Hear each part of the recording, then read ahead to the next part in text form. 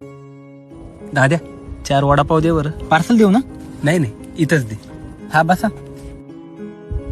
हे तुमचे 4 वडापाव.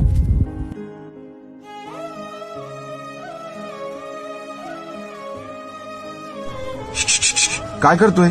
भूतासारखं खातोय? दादा, गावाकडचा मुलगा आहे मी. दुधात भाकर चुरून खायची सवय आहे. 4 वडापावनी काय होणार आहे? अरे वडापाव नाश्त्यात खात असतात, तू जेवणात खातो काय? इथं कंपनीत काम करतो, मेसचं खातो. पण मेसवाल्या काकू डब्बा देत नाही. त्यांचे पण 2 महिन्याचे पैसे बाकी आहे म्हणा. पेमेंट व्हायला 8 दिवस बाकी आहे. तोपर्यंत असंच खावं लागणार. अरे हॉटेल रेस्टॉरंट मध्ये जायचं, पोटभर जेवण करायचं. दादा, हॉटेल आणि रेस्टॉरंट आमच्यासारख्याच्या खिशाला परवडत नाही. 12,000 रुपयांनी काम करतो. रूमचं भाडं, मेसचा खर्च, स्वतःचा खर्च करून घरी पण पैसे पाठवावं लागतात.